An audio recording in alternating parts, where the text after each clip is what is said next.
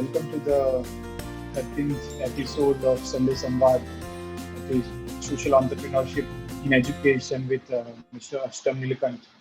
And before introducing Mr. Ashtam, I like to introduce Sunday Samvad and the initiative which is there. So Sunday Samvad is a alumni connect vertical of MITES, where we invite alumni from diverse work areas to share their journey and experiences of their professional life and how and what challenges and skills they have learned or they have faced, and thus guide students towards their careers, and so the students can aspire what they wish in their professional lives. And continuing the journey, we are glad to have introduce you to the 13th episode, which is named Social Entrepreneurship in Education. And for this episode, we have an alumni from 2013-15 batch, Mr. Uh, Ashtam Nilakant, who has very wide experience in the education sector. But talking about some of his experiences, we can say that currently Ashtam sir heads the content development team of the Eighth Dimension Consultancy, and he also has co-founded it, and where he is responsible for research and design of curriculums and modules. And he also facilitates teams and acts as the chief mentor for various teams. And the consultancy Eighth Dimension works in various areas of skill development of adolescents and youth. He has had experiences of more than a decade, or almost 12 years, and he did his master's in social work from Tata Institute of Social Sciences, Mumbai, and he is also a certified NLP coach. When we talk about his past experiences, he has been working with people since a long time, and his expertise is working with youth, young adults, as well as kids. He has been associated with various responsibilities in the past. He was the pedagogy head, uh, drama in education at Rajasthan state level. He was a consultant. He's also a curriculum designer. He is a principal he was a principal to a school, as well as teacher and manager in of various projects in the past. A few names of organizations that he has associated himself with is UNICEF, Government of Rajasthan. He has worked with Bodhi Shiksha Samiti. He has worked with Exceed Education. He has also worked with Government of Chhattisgarh, Tata Motors, Pratham, Apnalay, Asta Sansthan, and VEDS ICS program. Uh, when we talk about his specializations, he has skills or specializations in public speaking and communication skills. Yes, he does a great job, a dynamic work in storytelling and story writing. He is a problem solver and a decision maker at various levels. He has a creative thought process as well as pedagogy. And when we talk about his creativity, he has been associated with theater, doing theater since last 15 years. He has been a writer. He is a writer, a director, as well as an actor. And and many of his students are working in the Indian film and TV industry. He is also a published poet, and his book called Zikra is published, where he has written various poems in there, and he has been awarded with various accolades for the same. And recently, he has been awarded as the best article in the Youth Ki Awaz uh, publication. And we are there is a long more things, there are lot more things that he has done, but for the time being, I would just say that we are very glad and honored to have you on our platform. Various alumni also thanked me for or were very much excited to have you on this platform. And when we talk about today's topic, social entrepreneurship in education, sir has held has in has his own consultancy, the Eighth Diamond Consultancy, which is a private limited registered consultancy. and we would be very honored to listen to you, sir. When we talk about the topics, there are various like 6 to 7 topics we'll be discussing on. But with your permission, sir, we can begin with the first topic. Yeah, please go ahead. And thanks a lot for having me here. I mean, it's a great opportunity to, finally contributing towards your own alma mater. So thank you, Dadich and everyone for having me. I hope that I will be able to add some value to your lives. Sure, sir, sure. So, beginning with the first aspect of our discussion, as you requested that it can be a moderated session rather than a monotonous. So, if you can talk something about your past roles and functions at various organizations, uh, including the eighth dimension work, that would be great for us, sir. Okay, so it's been a fine journey till now. I have been working even before I came to TIS. So I worked as a manager at a coaching institute, and then later on, after completing. So one thing that was the case with me, so that I don't know. I mean, it might be the case with all of you too. That I know that I wanted to do social work. I wanted to work for people, but I didn't know that. I mean, what do I really want to do? People have told me that CODP, community organization development practice. It's a good course, so I went for it. I mean, I met some of the alumni, got connected with some of them through Facebook or so, and people have guided me. That's a nice course, and you should go for it. Then I try to use this opportunity to explore more and more about social work. So, I mean, I had the different internships, and I think the best thing about the TISS curriculum is that it provides us the opportunity to have field work in each and every semester. So, other than that, also I worked. I had different internships as part of my summer workshops also, and I worked almost in every sector before that. So I worked in disability sector, education sector, livelihood. I worked with tribals. I worked with in rural governance also. So and finally I came out with the thinking. Okay, I think I find my peace in the education sector. I love to work with the students. Love to work with kids. So finally, then I joined. There is an NGO at Jaipur with the name Bodh Shiksha Samiti. So at that time, they used to work at all Rajasthan level, and I learned a lot there because I was not having any particular experience with respect to uh, school education only. So I learned pedagogy from there, which is a very important part. You must be knowing it if you want to work with children. It helps a lot. So I learned pedagogy, and other than that, that was a great place to work with. Uh, I was a principal of the school. I was privileged enough that at that time also I got the opportunity of teaching, and then I was the drama education pedagogy expert for whole of the Rajasthan. So we used to train many principal trainers, and they used to further train others.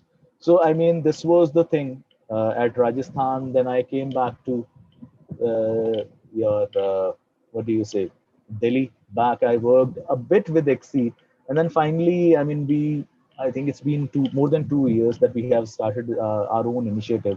Because after working in almost each and every organization that I have got to work with, maybe as a consultant or maybe directly working with them, I got this thing that what I wanted to do, I have not been able to get the space to do it.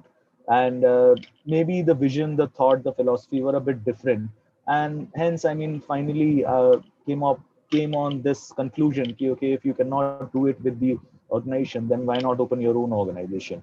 And that was when we opened, the Eight Dimension Consultancy. And the main motto was there to supplement whatever is happening right now.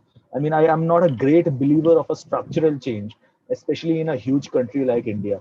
So I'm more of a person who would believe in functional change, that you tweak here and there and just keep going, right? So so this was the thing that there were. So the basic idea was there were many things over which the current education is still not working. It might be there on papers, maybe the national education policy, some of the people have got very much happy with that, but it is still on paper, right? So I mean, the basic idea was that learning happens in three major steps. So first one is memorization, second one is processing, and third one is sharing the wisdom that you have gained with your peers and society and everyone. Unfortunately, our mainstream school education still does not work on memorization, but irony is they assess memorization only as part of the examinations. Second thing is about processing. So I mean, with respect to processing, also there are still many hurdles. Like majorly, the system is still theoretical, and I mean the learning is not very what do you say, cross-disciplinary. So that whatever you are learning in mathematics, you cannot apply that in Hindi or any language. Whatever you are learning in language, you cannot apply that in science, and so on. Uh, so other than that, the expression part, the uh, part where students get the opportunity to express their soft skills, that is also not there in our system. I mean, hardly one or two students out of every class get the opportunity to go on stage and maybe present something, and that is also, I mean, is done in very mugged up manner. So they are not guided properly and anything. So finally, I mean, these are the things which life generally wants out of you. I mean, if you want to be successful after completing your education, what all people expect from you, people expect that you must be a problem solver. People expect that you must be a visionary. People expect that you should be able to express, you should be able to convince. But again, our education is not preparing us with that. So finally, we decided that let us work on that. So presently, we are working on thinking skills of students and soft skills of students, both of them. So we are trying to make them problem solvers. We are trying to make them decision makers. And other than that, we are also trying to develop their soft skills like, communication, convincing skills, your leadership skills, written expression, vocal expression, and many other things. So that, I mean, they are our tomorrow. And as part of the eighth dimension, I would like to share one thing. I mean, this name seems to be very unique for people, and it is unique. So I mean, actually, this is a theoretical plane. Eighth dimension is a theoretical plane where every particle might have a different beginning, but has the potential to expand into a universe, and that is what we believe in. I mean, this is what we wanted to, this is what we wanted to do as part of the world. That, I mean, we wanted to prepare, we really believe in the potential of our children, and we believe that they have the potential to transform the world. All they need is right guidance and right support. So I mean, this has been the journey. And yes, one more thing, that what do I do at eighth dimension? So I mean, although it's whenever you are at the beginning phase of an entrepreneurship, so I mean, you are doing almost everything. Okay, but my specialty is more in research and training. But being a co-founder, I mean, we have to do business development also. We have to do, I mean, design the policy for marketing, for everything. So that goes together. But I mean, my specialty is with respect to designing your curriculums, designing the syllabuses, and I mean, designing your content, and facilitating it, training the people to facilitate it. So I mean, that is what I do. And one thing that I love about my job is these two things. First one is the creation part, because I have, at the core, I feel that I am an artist, and creation is an inseparable part of me. And second thing that I love about it is that, I mean, working with children. That is like the time when I'm taking session with children. Even I do that even right now. So I mean, that is the time when I'm one of the most happiest moments of the day. So yeah, this is it. Yeah, yeah, thank you. So, continuing what you said about what you do at eight dimension, what if a person is aspiring to be an entrepreneur in the education sector? What do you think are the functions and an identity of that person who wants to be a, this word is very high called entrepreneur. I want to be an entrepreneur. You know. But what do you think the identity and function of an entrepreneur in the education sector is? At the same time, when we talk about eight dimension and its context, how do you think a for-profit company is like building a for-profit company which serves a social purpose? So can you Okay, talk so more about this? Yeah. let's start with the first question. So I mean, it's about identity of an entrepreneur. First of all, I mean, this is a very hot cake right now, being an entrepreneur. I mean, it's more like grass is always greener on the other side. So I mean, whosoever wants to be an entrepreneur, I mean, my suggestion would be, first of all, go into a job and learn how to work. Then only, I mean, if you really have that, what do you say, that hinge of becoming an entrepreneur, then most definitely, most welcome to the fraternity. But I mean, grass is not greener on this side too. Okay, it's more like that. I mean, it seems like grass is greener on the other side, but there are some things which are there, I mean, with the entrepreneurs, which is a common thing. So first thing is that, I mean, you have to be, you got to have high adaptability, because I mean, in the beginning at least, you are not sure that what all you will need to do. So I mean, you got to have high adaptability, you got to have high risk taking ability. Third thing, which I feel that is very very important, is some positive attitude. I mean, that is very very important being an entrepreneur. And some passion and rigor about the cause. I mean, if you really feel for it, then only go for it. I mean, just because you want to earn money, I don't know. I mean, there must be people who believe in that. That, I mean, just because you want to earn money, you should go for that. I don't believe in that. I feel that, I mean, if you really feel passion from deep inside, then only you should go for that cause, because there will be tough times, and in those tough times, it will be your passion, your rigor, that will push you ahead. So I mean, these are some of the things which should be there as part of the entrepreneur. You have to be an ever learner, because I mean, many things, there might be some things that you know, but many things you will be learning as part of the journey. So I mean, right, for example, although I might be a curriculum designer, but I have been doing many other stuff, right? From, I mean, developing content for marketing also, and I mean, designing the marketing content, taking care of the PR also, attending the meetings. Many other things are there, right? So I mean, it's like, it's the attitude. Okay, if there is work, then I'll do it. If there is a problem, then I'll solve it. So basically, entrepreneurs have nothing but they are problem solvers. So I mean, if problem lures you that you want to go there and solve them, so I mean, entrepreneurship is something that is there for you.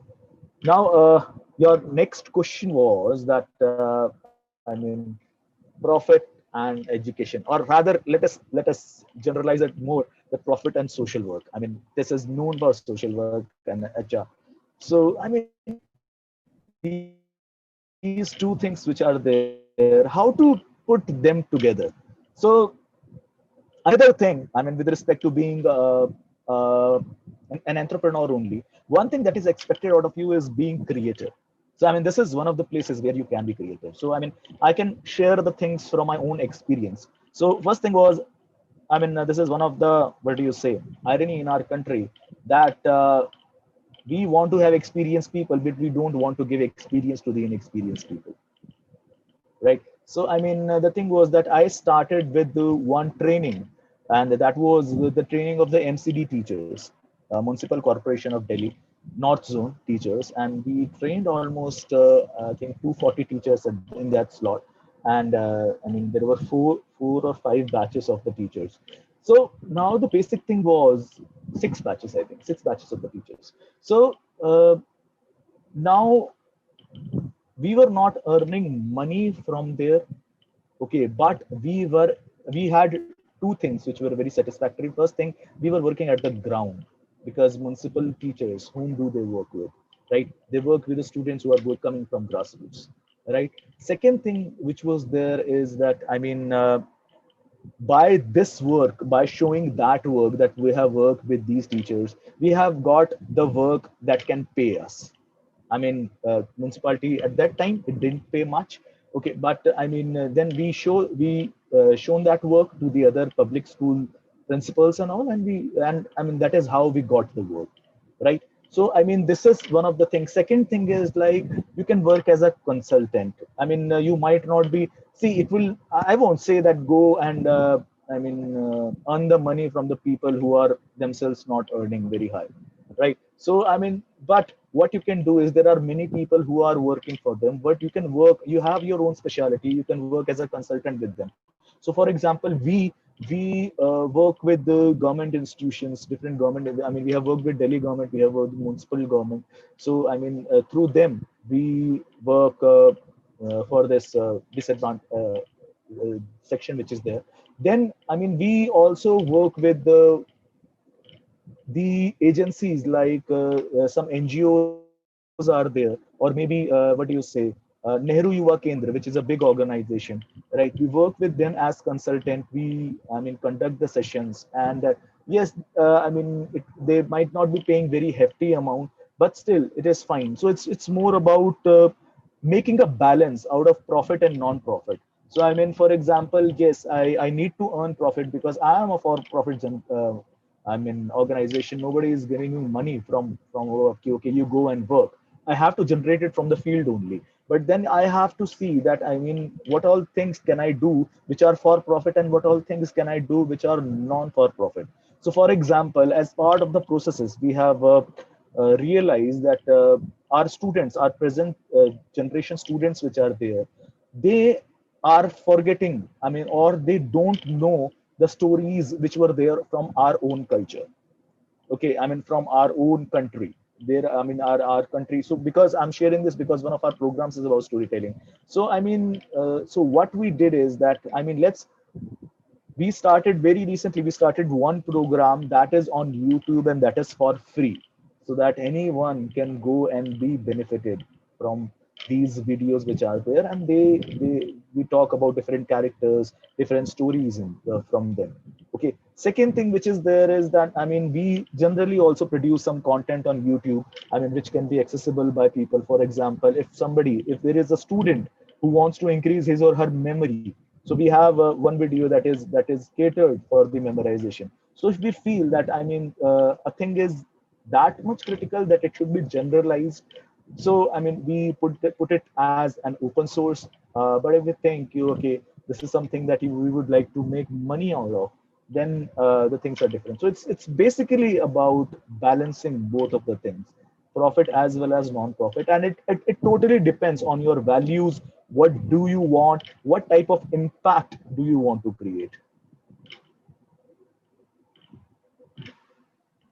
So, like we would more discuss about the not for profit part in there is a later section, but we get about the creating the balance. So, can I ask, like, when you say for profit, okay, what are your structure of that revenue? Like, if you can quote some, or what is, how do you charge, and what services do you provide? If you can. Okay, so one thing that was there, let me share a bit with you, so that how did I start? Okay, one thing that I was clear was that in the beginning only, I didn't have any experience of entrepreneurship, and I didn't want to put in money. So we started with services, because I mean, by that, yes, I might be earning a little less in the beginning, but at least I'm not putting something in, so that, I mean, there is a risk that I might lose it. Okay. Second thing, what was your question, Dadish? Can you please explain it again? My question is, see, what services do you provide, and how much do you charge for them? Like, typical services, what do you Okay. provide? To Okay. whom do Okay. you provide, and what do you charge for them? Okay. Great. Great. Great. So, I mean, second thing is that, so what are we doing? We are working directly with students. Okay, I mean, in the past we have worked with teachers also, we have worked with schools also directly. Now, right now, we are working directly with students, and we have designed courses. Different courses are there, but then, I mean, we also work with organizations. So I mean, right now we are in talk with one of the organization who want to have the workshop for storytelling for teachers. We are like, okay, if you want it, we will give you. But I mean, the focus should be should be very clear, that, I mean, with whom do you want to work with, and how do you work with. So okay, let's try to understand the process now. Okay, so customer is there somewhere. Okay, and you have to reach it. Okay, So now how will you reach it? Your tool is marketing. In today's times, your social media marketing is on a very high note right now, and it's very effective. If you want, if I mean, especially in this age group of the students, it's really effective. So I mean, we reach these students who are there, and then I mean, the process is that because our service is your, we are giving a service to the students, so we give them a demo. Okay, so this is what the course provide, and this is a demonstration of that. Okay, now the question is, the now it depends on demo, that how good the demo is going. And then later on, and we tell them about the services that we are providing. This is the course, these are the features, okay, and all that. So would you like to join or would you not? So almost, I mean, every if I see it, on every ticket that a student pay for, almost 30% right now, 25 to 30%, that goes on marketing only. Okay, and I mean, this is what is our present thing. uh, then almost 25 to 30% goes on human resource. Okay, so that the people we have employed, so I mean, that is the expenses there. Then almost 30-35%, that is the profit that we are earning. If you see it, I mean, from the perspective of a new company, that is good. And that is how we are going on right now. I hope, I mean, that is what I wanted to ask. Yeah, yeah, absolutely. That only. So, like, so I what I understand is that there is a course, you provide the demo of that course, and the students directly pay it, and then there is a 30% profit margin that you keep, and other goes into human resource and marketing. See, Um, basically there are two things. One thing is product, and second is marketing. Okay, and we should be yeah, very clear about these two things. Okay, so I mean, marketing, present times, if you see about, I mean, if I talk about our own competitors, like White Hat Junior is there, Baiju is there. I mean, they are running, I mean, due to their marketing only, right? Marketing is a very big thing, very big tool. And I mean, everyone, I think, who is in the social sector or any sector they are in right now, I think that we all should understand that how marketing works. And second thing is your product. I mean, so there are two types of customers which are there. So for example, you might do good marketing uh, of your product, but I mean, to make a constant customer, so that your customer is coming again and again to you, it will depend on the product and the quality of the product and quality of your services. Okay, so I mean, so that yes, marketing can fetch you a potential customer, but whether that person will remain a customer or not, that totally depends on your product and your services. understandable. And you engage with students directly, either through schools or through communities, residential Uh, communities. I would like to share. I mean, there has been a change, because I mean, even right now, because Okay. it's been 6 months that Corona is here, and we all are trying to understand that how the system is going to work now. So what will, I mean, like anyone else, we also went through crisis at that time. I mean, when the Corona came in, because I mean, we also had, the financial year was about to start, right? I mean, many of the deals were there, many things were there which we were about to do, and then this crisis came in between. So I mean, before that, we were having our centers through which we were operating, which were after school centers. And second, our I mean, for after school centers, we were working directly with the parents. And then our intervention was with the schools and the organizations. But after our COVID situation, what we have done is, like, I mean, see, every change that is there, I mean, finally it is a change. Okay, and some people will be impacted positively by that, some people will be impacted negatively by that. That is one of the truths of life. Okay, so now what happened with us, that I mean, we started online courses. We didn't just I mean, many people are there who are criticizing online things. Okay, so one thing that I would like to tell them, that I'm sorry, if you are trying to apply offline sources, your offline processes with respect to online thing, then it is not going to work. What you are supposed to do is that you need to create your new pedagogy, your new methods, new processes for the online thing. Dadij, I think you are frozen. Uh, is the thing? Are you able to listen me?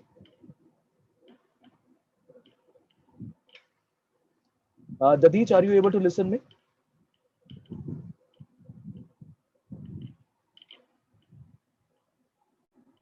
Okay, anyone who is listening? Yeah. Yes, Yeah, yes, we can hear sorry. you. Okay, I'm okay, okay. sorry. I just lost my connection. So I understand. So did you complete or there is you're saying something more? Yeah, I was in the middle, and then all of a sudden everything got frozen. So, I mean, No, there was an issue with my connection. acha, That's your why. connection, there was issue. So, yes, where were we exactly? You were you were saying about how you had a change in Corona, Yeah, and yeah, you were yeah. saying that So after, online is necessary. Online is necessary. Yeah. yeah, I mean, so after coming to the online thing, after the Corona change, what we did was that, I mean, like many other people, we came on the online thing, but our content was fresh. It was, it was designed as per the online implementation, and I mean, we saw some of the positives also. For example, I mean, online, your reach is now, my reach is not limited to Delhi. My reach is all India, right? I can from your social media marketing, I can pinpoint my reach towards whether I want to market in Pune, whether I want to market in Chennai, wheresoever I want to market, right?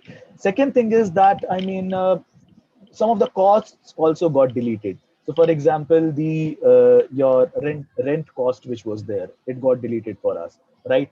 The logistics cost which was there, that got deleted. The travel cost which was there, that got deleted. So now, right now, we are dealing direct with the parents. But as soon as the things get normal, we will be indulging with the schools again. We will be indulging with the organizations again. Okay. Okay. I get that. I get that. Yeah.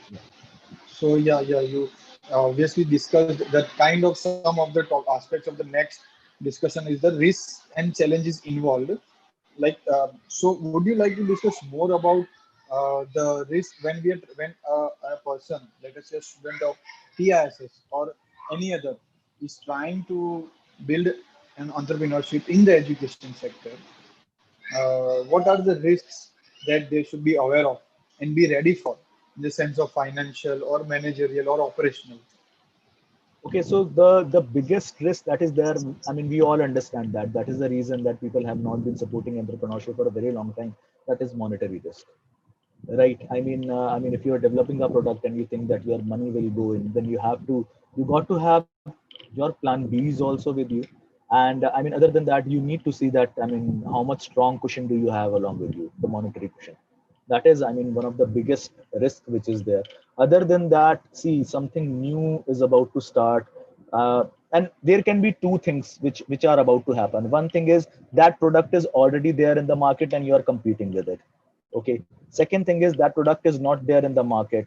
That means there might not be any market for it. You have to create a market, right? So I mean, these two risks which are there. So for one thing is that, you got to know that what is your USP, unique selling point. I mean, what is that you have that customer should be asking that. I mean, if anyone asks you why you, then you should have answer for that. Okay, so this USP is there. Second thing, which is, kind of, uh, so that if your even your when your competitors are there, then your USP matters a lot. And second thing is that you, whenever you're starting something new, so there are two things on which you can work on. First thing is, you can be a problem solver, or you can be solving a need. Okay, so I mean, now the thing is that, I would suggest that you should go for a need which is already there. And because there are two things with respect to need: either the need is there, or you create a need. Okay, so for example, if you take the white hat junior example, so I mean, the need, I don't know, I mean, if they really, the need was really there, right? But the need was some other, that I mean, there is an insecurity among the people, right? Whether the child will be successful, whether, I mean, what will happen, and all those things, and they have cashed up on that, right? So I mean, try to work for the need. That is one of the things. With respect to risks, one risk that is very uh, potently that is there is that, the risk of not having the experience, right? So that is why I also asked you that, first of all, work somewhere, get employed somewhere, work in that sector, get to know what is the structure, get to know what are the processes, meet the like-minded people. I mean, one thing that is very necessary, you should be ready to do everything yourself, but that does not mean that you will be doing everything yourself. Okay, so I mean, you should know that, I mean, what is your specialty, what are the things that you will be going to do. I mean, go, you have to build your network. That is another risk which is there. I mean, if you are an introvert type of person, you are not good with people, then either you need to involve a partner who is good with people. That is what I did. I mean, I have been an introvert person, although I mean, speaking on stage and everything, that is altogether different thing. But I mean, in reality, I'm not somebody who will push. I'll not push myself to meet somebody who is new. But I mean, my partner who is there, he's a person like that. Okay, so I mean, you need to find the right mix and match of people, and then I mean, your priorities, your values, which are there, these things should be very much clear to you. That what do you want? What do you want? I mean, if you want to just earn money, I mean, I don't know if that is really a great idea to have. But I mean, the impact that you want to create, I mean, that should be very much clear to you. So if you are just going in and you are just thinking that I will find my way, you might. I mean, but I mean, my suggestion would be that, I mean, don't take that risk. Work at different type of firms and just try to get to know that what do you want to do. There is, I mean, it's just a big bubble of entrepreneurship which is there. I want to be an entrepreneur. I never said that I wanted to be an entrepreneur. I always said that I want to work for children, and entrepreneurship is a tool for that, because I find freedom very lucrative. I love to work with freedom. With respect to entrepreneurship, I'm getting that freedom. Yes, that freedom has its own cost, but I was ready to pay that cost in the beginning. So I mean, these are some of the things which are there. You should be, I mean, these are the different risks which are there. So I mean, try to, if you are starting something, and try to connect with the right people, try to connect with the experience matters a lot. I mean, human is the only species who can learn from other experiences. A dog, a cat, I mean, these are any animal, any other animal who is there, I mean, they will learn from their own experience. But human is the only species in the world who can learn from their own experience. Then why not?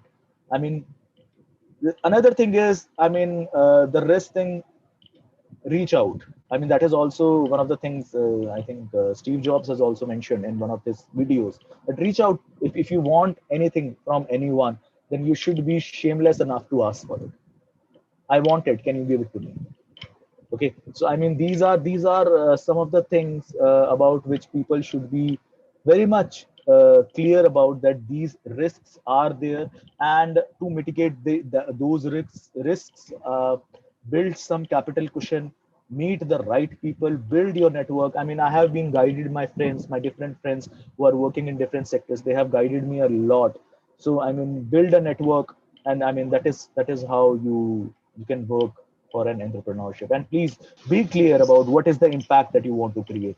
चाहते क्या हो, ये पता होना चाहिए. True, true. Yeah, I get that. So, absolutely, about things you mentioned are relevant to when you want to build an entrepreneurship, and specifically in the education sector and even in general. True. Uh,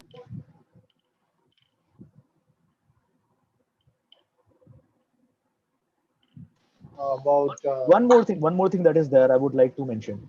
That is, I mean, your entrepreneur should be a visionary. One thing that is there. So I mean, with respect to risks, I mean, you should not only know that how will you go to step one. You should have the idea that how will you go till step 10. That is how you get funding, on the basis of your vision. Okay, on the basis of your credibility. That is how you get funding. So I mean, this thing should be very much clear, the vision of the person. That is what, because see, your first round of funding that will be there, that will not be on your company, that person will be investing on you. So are you yourself that much ready? Are you, I often say, I mean, when people ask me that what is eighth dimension, I say I am eighth dimension. Okay, I am who my what my company is. So if anyone is going to invest, he or she is going to invest on me. So I mean, that thing should be very very clear to you.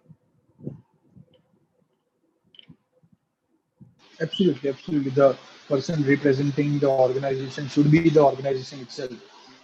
And yeah, that's a very Yeah. relevant And point.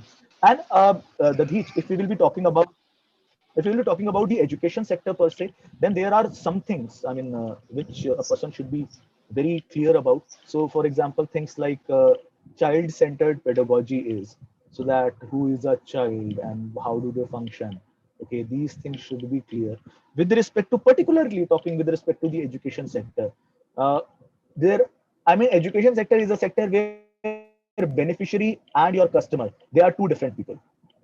Your customer is the parent of the child, but your beneficiary is the child. So your strategies for, I mean, reaching out to both of them should be different, right? And because, I mean, and both of them might have different perceived needs. What does a child want? Child want that it should be fun. If it is fun, then I'll do it. For parent, it is more like the skill building should be happening. How will it be impacting the child after maybe 10 years down the line, 5 years down the line, even right now? That is what the parent is interested in. So you got to have the combination of both of the things. So I mean, if you are working in education sector, then these things should be there. And plus, okay, one thing that is there, that there is an ecology of each and every sector. You should be familiar with it, that how does the ecology work. I know how the teacher think, I know how the principal think, I know how the parent think, I know how the community think, right? So I mean, this is the ecology of education sector, if I see. So I mean, you should be familiar with the ecology of that. And plus, I mean, one thing that I have noticed with my test friends, I mean, juniors, whosoever are there, I mean, what is your need might not be the society's need. What you think that is right for the society might not think that. And running entrepreneurship, running any type of business, it's more about what society think. You might be thinking like that, but maybe gradually, then you have to know that, I mean, how will you transform into, I mean, the people with your ideology. But you have to start from there, what they want. Absolutely, absolutely. These are very, very strategic as well as basic fundamental points of working uh, for your own organization and in the context of education as well. For example, Uh, let me substantiate a bit, so that, I sure, mean, sure, sure. we what my idea was that a student should be able to think critically, a student should be able to think creatively, a student should be a problem solver.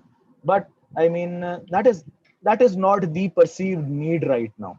They might not even know that what is critical thinking, they might not even know what is constructive thinking, right? But then I have to create something. So I have created one program whose name is Think Like a CEO, right? So I mean, now this is something that I know, that they want their child to be a CEO, right? So I mean, what have I done is like, but a CEO has his or her own skills. That is critical thinking, that is problem solving, that is, I mean, vision development, I mean, all these things which are there, that being a problem solver. So I have to wrap it in a packet that they are able to see. But through that, I should be able to, the material that is there inside that wrapper, that should be as per the vision of that entrepreneur.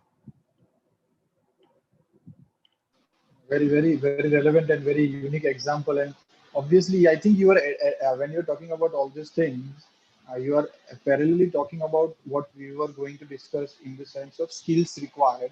Okay, when you talk about how you are presenting uh, the perceived need as well as your uh, service.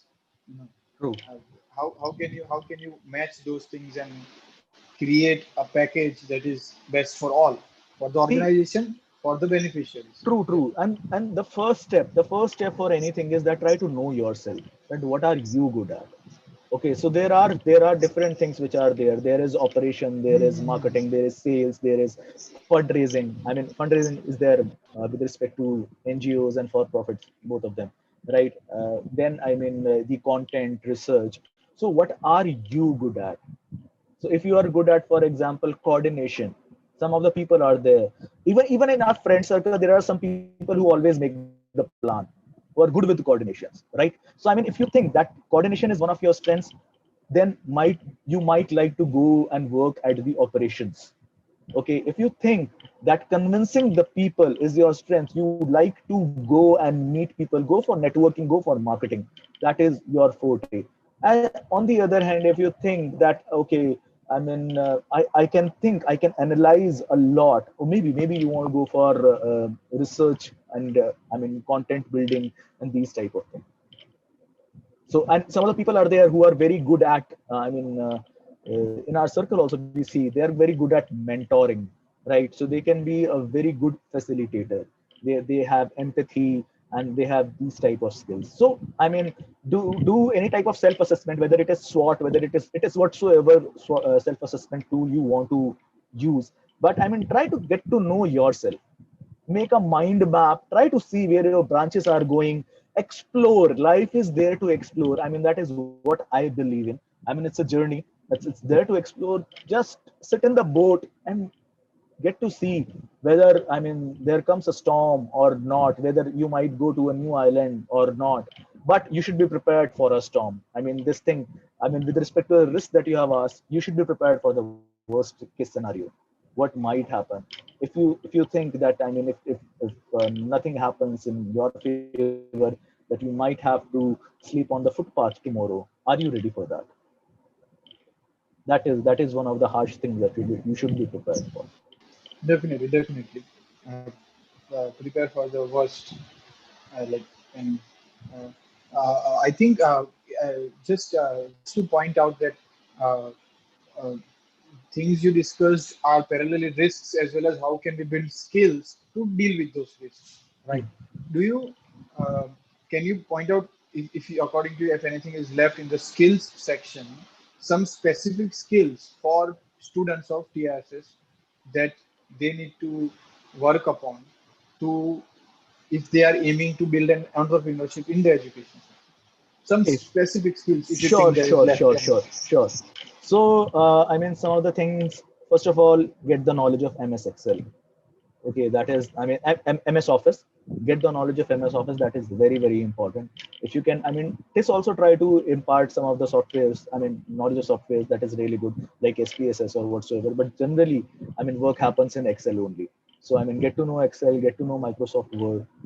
Take your field work very sincerely. I think that was, for me, that was the jackpot, where I get to know how organizations work. That is very, very, very important. So get to know about that.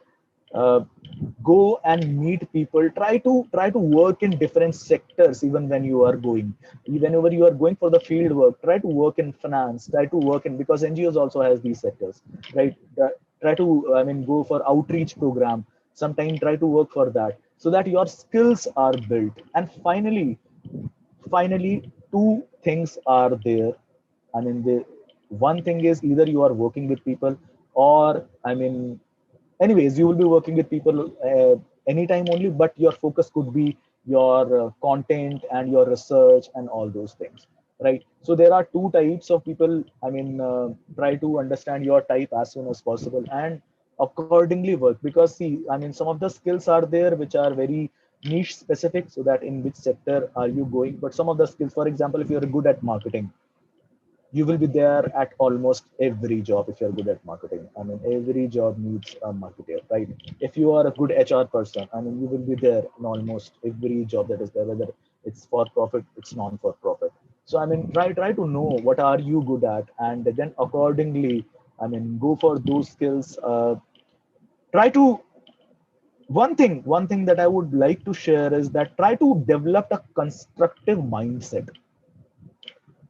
That is very, very, very important. One thing that we all Tessians might lag in, I have seen many people lagging in, that is that having that constructive mindset, that what is next.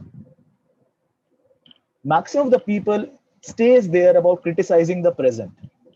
Yes, criticize the present, but come up with a solution also. Have one, what are you about to do for it? That is something that you should be prepared for. And finally, some of the skills which are there are soft skills like leadership, like developing adaptability. Please, please, please be on time. Okay, I mean, these are some of the soft skills that you need to follow if you really want to be a successful person. Okay, and sincerity, and if you are doing it, then I mean, try to give it 100%. And I mean, other than that, yes, I mean, there are some I mean, hardcore skills which are there that you will get to know after going into the jobs. But at least, I mean, for example, MS Office knowledge that is required in almost each and every job. It's better to have it because I mean, many of our friends have gone into into their jobs, and then they have got to know about it. I mean, try to get to know about social media also, because right now, I mean, you might hate it, you might not, I mean, you might love it, but you cannot ignore it. That is what social media is right now. Get to know about social media, get to know how internet works, build your knowledge framework, and just be a hungry learner. If you have this attitude of learning always, then it is I mean, then sky's the limit. Yes, absolutely. The curiosity part is at the end the best skill a person can have. The curiosity to learn. And lastly, like on the in the sense that I think you talked about how you work with uh, Nehru Yuva Kendra or municipality schools or government school students. Any aspect of how entrepreneurship in the education sector becomes social, and what does the eight dimension? If you want to discuss more about the impact at the bottom of the pyramid, how you are making an impact and how entrepreneurs can make. See, there are different organizations, and all of them have different approach towards I mean, social part. First of all, I don't think that, I mean, entrepreneurship can happen without the social part. I mean, it will always, whom will you be working with finally? Although whether you are able to impact the bottom of the pyramid or not, that is most definitely a big question. Now, how to do that? I mean, I have already shared it, that I mean, you need to make a balance. Okay, there will be some of the things that you always can do if you want to do. Okay, you can always do such things. So for example, I mean, one of the things that I have decided, okay, if we will reach whenever we are reaching this much of output, then we will be contributing in some of the government schools for free. Okay, that is how I see it. Or maybe after some point when we are reaching that level, we will, come on, I mean, just pitch it to the government. If they like it, they can anyways help you to implement it, and then you will be making the money also, and you will be impacting the bottom of the pyramid also. Or I mean, it depends, I mean, in which field are you. For example, one of the let me give you one example. One of the organization is there, so they are running, I think in Uttarakhand, they are running one call center in one of the rural livelihood, in one of the rural areas. So I mean, what they did is they went there, and after that they have I mean, upskilled the people who were there, and after that they are contributing towards their lives also, and they are themselves also, I mean, earning the money. And then finally, if you are very much determined that you don't want to be an NGO, you want to be a profit-making identity, and still you want to make profits, you want to make money, then two things are there. I mean, design a product that is as per the what do you say, the uh, paying capacity of those people that you want to impact. Okay, it might be 100 rupees also. Okay, now it depends on you. For example, if I'm having an online class, a quality online class that can actually impact people, and I'm taking just 100 rupees per month from every person, but I am teaching, you can say, 100 or 1,000 people at a time, and my pedagogy is like that. Maybe what we can do, we are thinking that in the future, what we want to do is like, we want to make some cheap video courses, so that who a person is able to, because that type of thing which is there, through that you can your bottom of the pyramid can definitely be I mean, impacted by that. And if you think that, I mean, you have it, you want to do it, then go for the corporates. Because I mean, just tell them that what is the social impact that you want to create, and they might support you. So I mean, these are different things through which I mean, you can go ahead.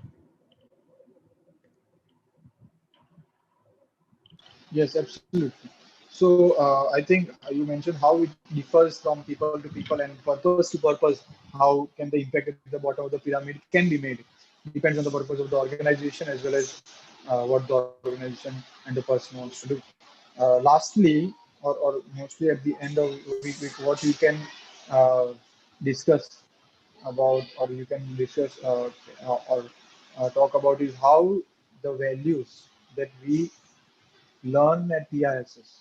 Specifically in TISS, there are TISS is a different environment, a different pedagogy, a different learning, as well as knowledge. We do learn knowledge of uh, the developmental sector in a very unique way. Okay. At the same time, we also learn values, or we also imbibe them. We don't just learn, but we take it in our life, not only for the profession, but even for the personal lives.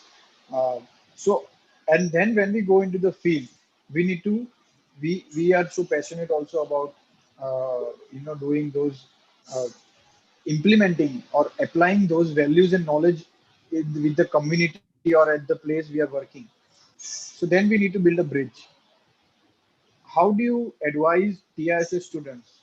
How can they build a bridge which involves the objectives, which involves various organizations, as well as how they can build the bridge without conflicts? Okay. Point number one is be aware about your own values. Okay, the story starts from there only. Okay, second thing is that be aware that what are your negotiable values and what are your non-negotiable values. These two things you should be very clear about. Okay, for example, my non-negotiable value is honesty. Whatever I'm doing, I cannot, one thing that is, I have to be honest, so I cannot compromise with it. Okay, other than that, for example, you have said different values, different lenses we get from TISS, from our pedagogy and everything, right? So with whatsoever, if you really have that in mind, then believe me that you will be able to implement that. So, for example, right now, with respect to the story Nama, I think it must be going on right now. So, what we have done is that we are trying different type of lenses we have got. For example, today's session is about Queens of India. So, giving proper role models to the girls of today. Okay, so that was the thought that was already, if you have imbibed a value, you cannot just do away with it. It will stay in your mind. Okay, so for example, anytime whenever I'm talking to the girl students who are there, then the gender, or even with the boy students, the gender lens is always there with me. And maybe the disability lens that is there, the empowerment lens that is there, that always stays with you. So whatsoever you will be doing, I mean, I feel my experiences that will automatically come to you. You cannot do away with that. Once the impact is made, the impact is made. The value thing which is there, the value that is our own value. So, for example, uh, see, one thing is be clear that you want to work for people. Okay, you don't want to die poor. Nobody does, right? So be clear about that. Both of them can go hand in hand. You can earn money. You can, people who are working in social sector, don't they earn money? They do. Then there is no need that you just glorify the poverty. Why to do that? So these are some of the things, so that whenever you are in conflict, yes, at times we are in conflict, and then we have to, I will give you one very small example, Dadich. And the example is that very recently we have got a student who was a slow learner. Okay, the module that we had is generally of 60 minutes. Okay, so I had a talk with the parent, and they shared that the child is a slow learner, and that is the issue that she is facing. Now, my antennas of the values that I have got from TISS, they are on. That is inclusive education, right? So first of all, that I will not. This is my responsibility. That how will I include that student in my class? Second thing that is there is that I one of the core thing for me is quality also. So I cannot negotiate with quality, so that the rest of the students which are there, they are learning something else and she is learning. At least my effort should be constant for them. Then I mean, we had a discussion in our core team, and we were like, what to do in such cases. I mean, how to go ahead.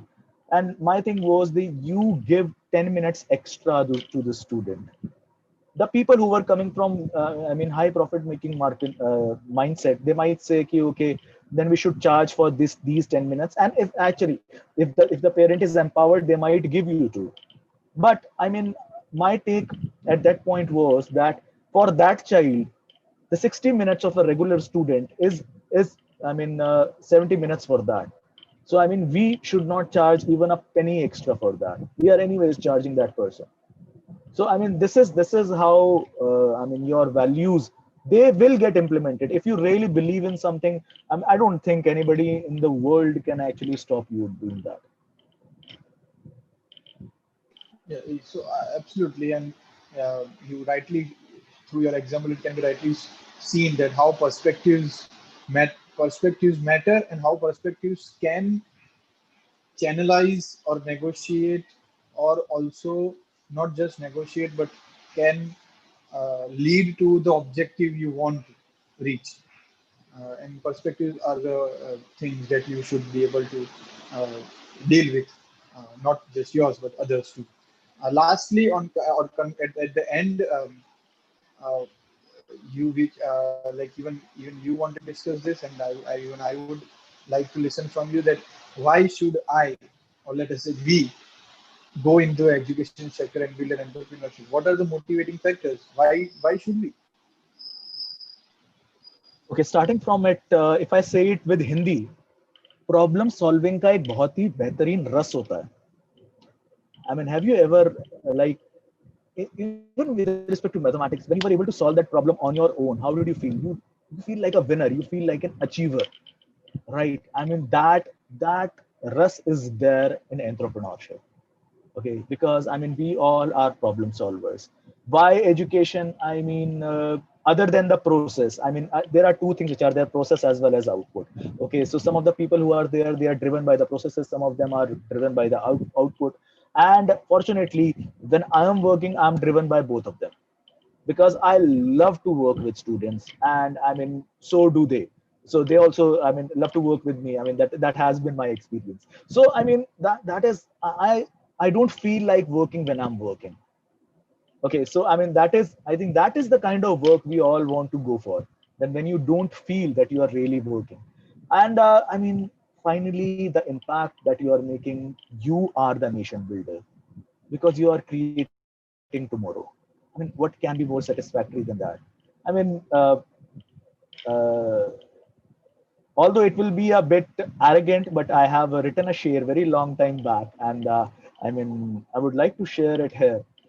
That मिटाता हूँ बनाता हूँ खुद को कई दफा, मिटाता हूँ बनाता हूँ खुद को कई दफा, तू ही बता अगर खुद को खुदा ना कहूँ तो क्या कहूँ.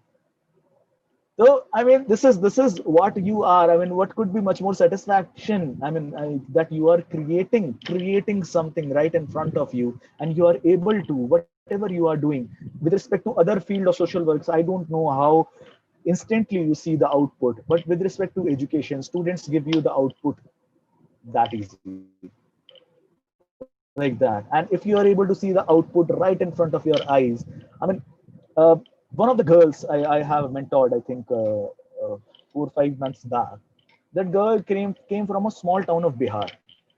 In the first class, she was, I mean, whenever I was asking her anything, she was like, huh, hmm, huh. That was the reply. And after the process of 3 to 4 months, I mean, her performance is still there on our Facebook page, and she narrated a story that was written by her in her own words with full confidence and a voice modulation and expression. I wanted to cry at that time, because I mean, this is what it is. I mean, at that time you just feel, okay, my work is done, you can take me up. Okay, so I mean, this is the biggest motivation which is there, that I mean, you are actually impacting a change, and you can see that in front of you. I don't think there can be bigger motivation than that. Yes, obviously, and I your things are actually motivating in that sense. But I would even like to quote one thing, because I even aspire to work in the education sector, and even I have the experiences you said, I can so relate to it, because I myself taught a bunch of 50, 60 students life skills in the slums of Mumbai, and it was life changing for me, not only for them. And I can just quote one thing, that is that one person may not change all lives, but one life can have all the changes through that person. So, to the all changes for that one life, maybe for that girl you talked about, for millions of students, those all changes that we can have. I think we can conclude the session, and if I think we have a participant, so if any questions the participant has, they can ask, unmute themselves and ask, or yeah.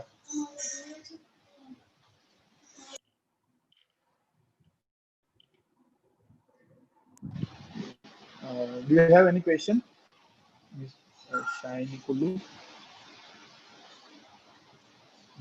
I think there's no question, but with your permission, I like to conclude and say that it was a very pleasure for us to have you on this platform, and share your not only just strategic journey, but real life experiences. Uh, and this is a kind of what you can say, one in a lifetime opportunity to hear from you and your grassroots experiences.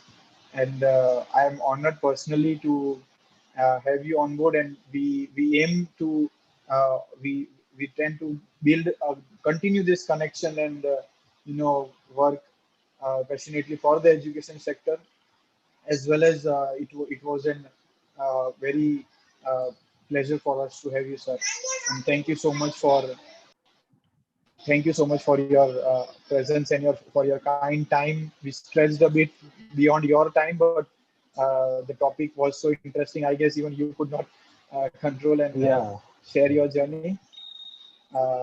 So I think we can end here, sir. If any last comments you want to make, sure. Uh, I would just like to say, see, that is more like repeating myself, but life is a journey, and envisage the dreams, see the dreams, go ahead, chase them. I mean, कुछ नहीं होगा तो तजुर्बा होगा. So I mean, just go ahead, get the experience. I mean, grow up. I mean, that is what life is all about. But also, don't let the child inside you. Never let it die. I mean, because of that child only, I enjoy working with children, because I mean, उसको उसके जैसा मिल जाता है सब. So that is it. That is it. Absolutely, All the absolutely. best and great wishes. Stay healthy, and just create the future, create the present wherever you are. All the best to everyone. Thank you so much, sir. Thank you for your time. Thank you for your kind words. Thank you for your wishes. And I think we'll stay in touch. We'll stay in connect for sure. Thank you, sir.